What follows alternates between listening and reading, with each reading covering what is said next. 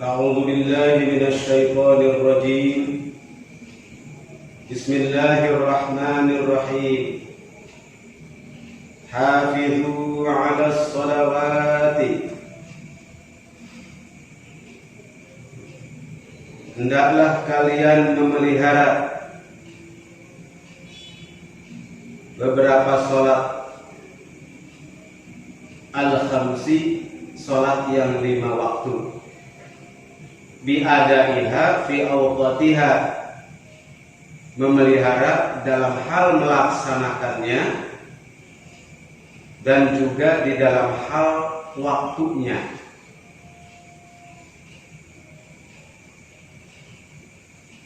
Kita diperintahkan oleh Allah Subhanahu wa taala untuk memelihara salat, seluruh salat, yaitu salat yang difardukan kepada kita yang berupa salat 5 waktu, baik dalam hal melaksanakan salat itu sendiri maupun juga memperhatikan tentang waktu-waktunya salat. Jadi di sini bukan sekedar melaksanakan salat, karena bahasanya bukan iqamah salat, aqimis salat, bukan, tetapi hafizu 'ala shalawat. Berarti di sini kita diperintahkan bukan sekedar mengerjakan salat, tetapi betul-betul memelihara salat. Apa yang harus dipelihara tentang salat ini? Pertama, sebelum sholat. Jadi sebelum sholat juga harus sudah kita pelihara. Yang kedua, ketika melaksanakan sholat harus dipelihara sholatnya. Dan yang ketiga, setelah sholat, nilai-nilai sholat itu juga harus dipelihara. Nah, ini tingginya nilai atau bahasa hafidhu, memelihara. Apa yang harus kita pelihara ketika sebelum sholat? Yang utamanya adalah wudunya yang harus dijaga. Betulkan wudunya, betulkan niatnya, niat sholatnya, pelihara niat sholatnya. Bahkan ketika setiap kita habis wudu kemudian mau menuju sholat, itu tidak boleh bercakap-cakap yang tidak perlu. Sangat dianjurkan untuk tidak berbicara. Setelah berwudu akan melaksanakan sholat, itu tidak boleh ngobrol yang tidak-tidak, yang tidak perlu. Ini dalam rangka untuk menjaga kekhusyuan di dalam pelaksanaan sholat. Jadi yang dipelihara itu mulai dari berwudu sampai kemudian di dalam pelaksanaan sholat juga dijaga. Selama melaksanakan sholat harus dijaga apa? Hati kitanya dijaga. Rukun-rukun sholatnya dijaga. Bacaan-bacaan sholatnya juga dijaga. Terlebih-lebih hati kita harus betul-betul dijaga ketika melaksanakan sholat. Kenapa demikian? Karena hakikatnya sholat itu adalah bermuwajahahnya kita dengan Allah Subhanahu wa ta'ala. Itulah saat-saat yang istimewa ketika kita berkomunikasi dengan Allah Azza wa Jalla.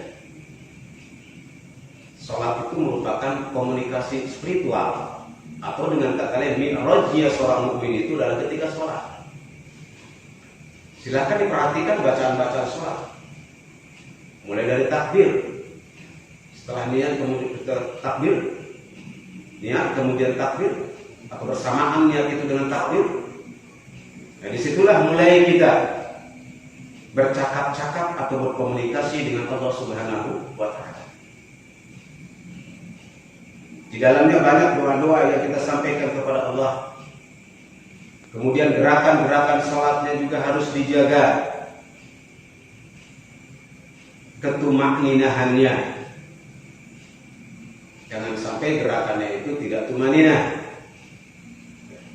Harus tumanina. Dan setelah sholat juga harus dijaga. Apa yang dijaga? Nilai-nilai sholatnya. Nilai-nilai sholat. Apa di antara nilai sholat? Inna sholata tanha 'anil fahsya'i wal munkar. Sesungguhnya sholat itu mencegah dari perbuatan keji dan mungkar. Nah, sholat yang bagaimana yang menghasilkan pencegahan terhadap keji dan mungkar? Nah, tentunya orang yang melaksanakan sholat ini itu betul-betul menjaga sholatnya, menjaga nilai-nilai sholatnya sampai ketika dia selesai sholat. Termasuk waktu-waktunya juga harus dijaga. Wassalatil wusta, dan juga terhadap sholat wusta. Di sini dikatakan sholat wusta itu adalah sebagian ulama berpendapat, terutama ulama-ulama di kalangan para sahabat, bahwa yang dikatakan sholat wusta atau sholat pertengahan. Jadi tadi perintah menjaga sholat secara keseluruhan, kemudian secara khusus di sini wassalatil wusta, secara khusus jagalah oleh kalian sholat wusta, sholat yang pertengahan. Apa sholat pertengahan itu? Para sahabat terdahulu mengatakan bahwa yang dimaksud dengan sholat wusta itu adalah hiyal asru alis subhu, yaitu sholat asar dan sholat subuh, awil zuhru awziruha aqwalun, atau sholat dhuhr, atau sholat-sholat yang lainnya seperti beberapa pendapat para ulama. Wa afradaha bidzikri li fadliha, dan mengkhususkan Allah Subhanahu wa taala kepada sholat wusta ini, sholat pertengahan ini, seperti apa yang disampaikan tadi, li fadliha, itu karena mengingat keutamaan sholat wusta. Hanya ada beberapa pendapat ulama berkaitan dengan apa sih yang dimaksud sholat wusta itu. Tadi ada dikatakan, ada yang mengatakan, satu pendapat mengatakan bahwa sholat wusta itu adalah sholat subuh yang lebih utama. Mengapa demikian? Karena sholat subuh ini dihadiri oleh para malaikat yang berjaga malam hari, akan bergantian dengan malaikat yang akan berjaga pada siang hari. Jadi artinya sholat subuh ini disaksikan oleh para malaikat.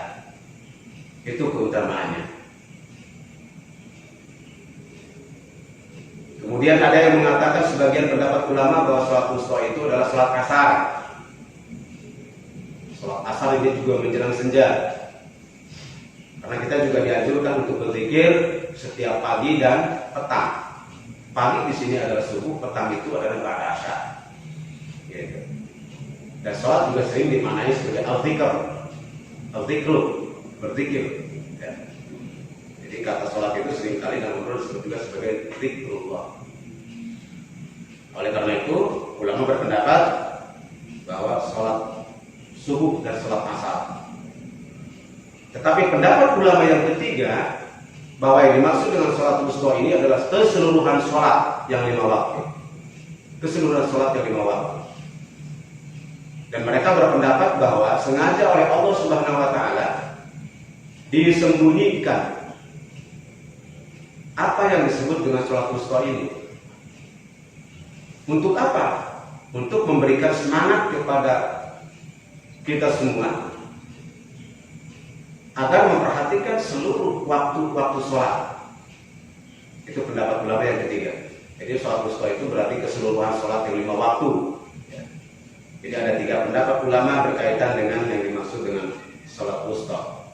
Ya tentu saja bagi kita seluruhnya memang harus dijaga sesuai dengan perintah Allah yang pertama tadi. Kemudian kita akan mendapatkan kefadilahan atau keutamaan mendapatkan sholat wusta. Ya seandainya seluruh sholat itu dijaga, 5 waktu itu dijaga, insya Allah akan mendapatkan fadilah sholat wusta. Ya. Kalau dijaga keseluruhan, jaga keseluruhan. Wa qumu lillahi, dan berdirilah kalian karena Allah fis shalah, dalam sholat.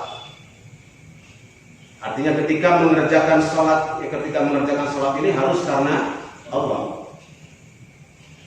Berdirilah kalian karena Allah di dalam melaksanakan salat qanitina, dengan penuh ketaatan. Ila muti'ina liqaulihi sallallahu alaihi wasallam, dan dikatakan bahwa qanitin ini adalah ketaatan. Sebagaimana sabda Rasulullah, kullu qunutin fil Qur'ani fa huwa ta'atun. Bahwa setiap kunut itu, disebut kunut di sini, itu ada di dalam Al-Qur'an, bahwa qanitin ini adalah taat kepada Allah. Seperti diriwayatkan oleh Ibnu Ahmad dan yang lainnya.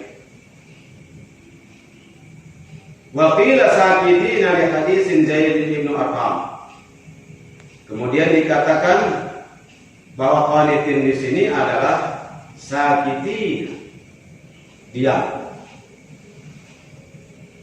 Qanitin ini yang pertama bermakna taat kepada Allah, kemudian dimaknai juga oleh ulama ini bahwa khusyuk dan diam ketika sholat.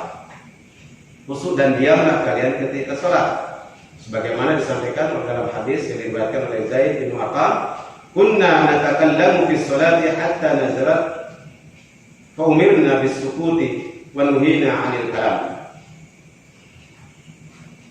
Jadi telah terjadi kepada kami, kata mereka waktu itu, kepada kami, bahwa kami ngobrol ketika sholat.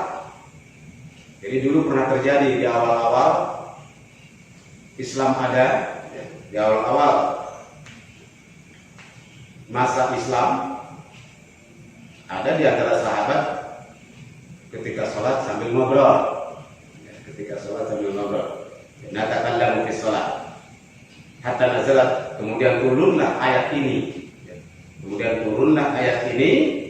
dan memerintahkan kepada mereka semua agar diam ketika sholat dan jangan berbicara. Artinya di dalam sholat itu hanya boleh mengucapkan kalimat-kalimat yang dituntunkan sesuai dengan sunnah Rasulullah, bacaan sholat. Jadi tidak boleh mengucapkan kalimat-kalimat di luar bacaan sholat, tidak boleh, karena itu akan membatalkan sholat.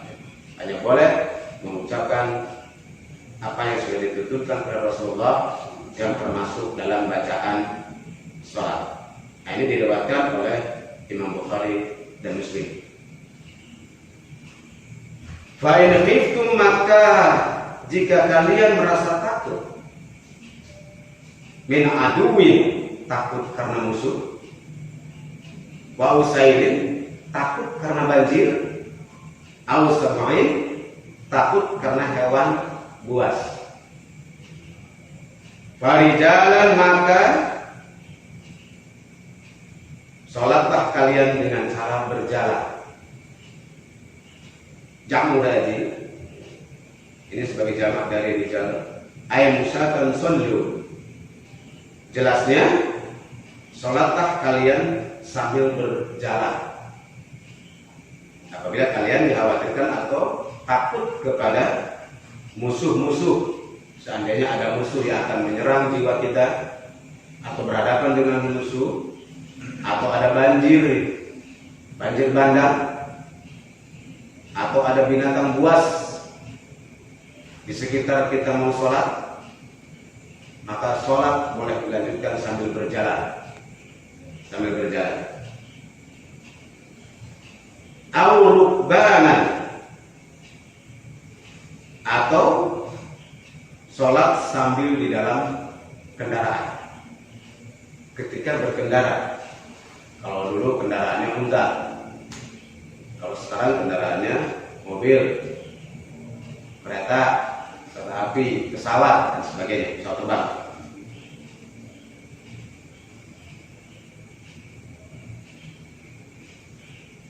Kaifa amkana mustaqbilal qiblati aw ghayraha wa yu'minu birruku'i was-sujudi. Jadi bagaimana saja kalian bisanya di dalam melaksanakan sholat sambil berjalan dari dalam kendaraan ini, bagaimana saja bisanya termasuk di dalam menghadap kiblat. Jadi arahnya kemana saja kalau sedang sholat maupun sedang dalam kendaraan bis, kereta api, apalagi pesawat, dalam pesawat dan yang lain-lainnya. Gerakannya seperti ruku dan sujudnya bisa menggunakan isyarat.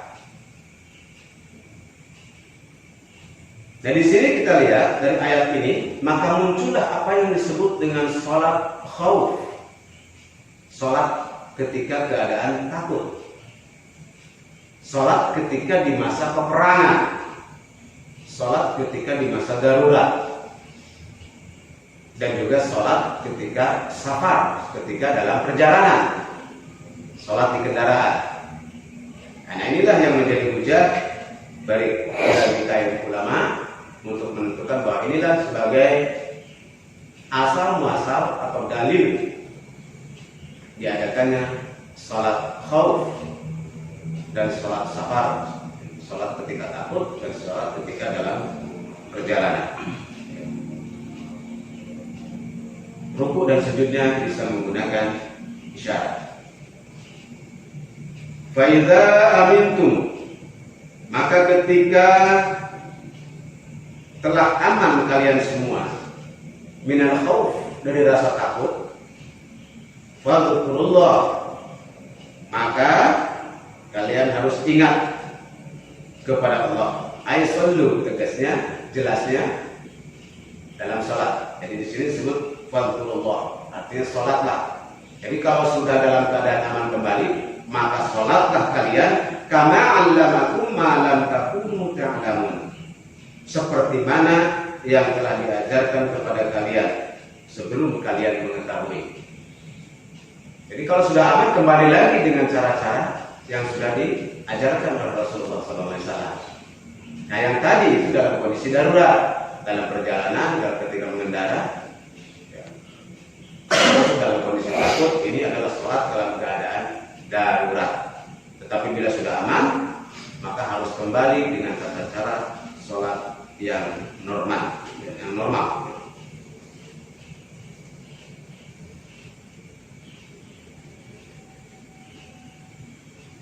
qabla ta'limihi min faraidiha wa huquqiha. Jadi maksudnya ta'lamun ini di sini malam takunu ta'lamun. Jadi sebelum kalian diajarkan, jadi sebelum kalian mengetahui kemudian diajarkan jadi tahu. Ya. Sebelum kalian diajarkan mengenai apa? Mengenai kefarduan sholat dan juga hak-haknya sholat. Artinya kalau sudah aman, kembalilah kalian kepada apa yang sudah diajarkan atau dituntunkan oleh Rasulullah SAW. Saudara-saudara sekalian, begitu pentingnya makna sholat ini, begitu pentingnya untuk menjaga sholat ini, karena di yaumil akhir nanti yang pertama kali dihisab adalah sholatnya. Awal ma yuhasabu yaumil qiyamah as-sholat. Jadi yang pertama kali dihisab di yaumil qiyamah bagi seorang hamba itu adalah sholatnya. Yang diperhitungkan sholatnya dulu. Apabila sholatnya baik, apabila sholatnya bagus, maka akan baguslah seluruh amal-amal yang lain. Tetapi apabila sholatnya salah, sholatnya cacat, maka amal-amal yang lain akan cacat. Makanya dikatakan juga as-sholatu imaduddin. Sholat itu tiangnya agama. Kalau orang tidak sholat berarti tiangnya rubuh. Ini benar-benar di sini Allah memerintahkan agar kita menjaga sholat sedemikian rupa.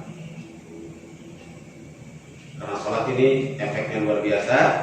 Apabila dilakukan dengan cara yang benar, dengan cara yang khusyuk, akan mengantarkan kepada ketentraman dan ketenangan di dalam jiwa kita. Bahkan kita diperintahkan oleh Allah, wasta'inu bis-shabri was-shalah. Minta tolonglah kalian dengan sabar dan salat. Lihat, bagaimana di sini Allah memerintahkan kepada kita untuk meminta tolong kepada salat. Nah, seperti dikatakan tadi bahwa di dalam salat itu penuh dengan munajat kita kepada Allah. Artinya ketika kita sholat, kita memohon kepada Allah, munajat kepada Allah, meminta pertolongan kepada Allah di dalam sholat. Ketika kita mengalami kesulitan, penderitaan dan sebagainya, kemudaratan, wasta'inu bis-shabri was-shalah. Minta tolong kalian dengan sabar dan sholat. Karena dua hal ini itu cukup berat kecuali bagi orang-orang yang khusyuk. Itulah saudara-saudara sekalian, pada kesempatan ini yang kita bicarakan mengenai perintah untuk menjaga sholat dan juga hikmah sholat di dalam kehidupan kita sehari-hari. Mudah-mudahan ada manfaatnya. Wallahu muwaffiq ila aqwamit thoriq. Wassalamualaikum warahmatullahi wabarakatuh.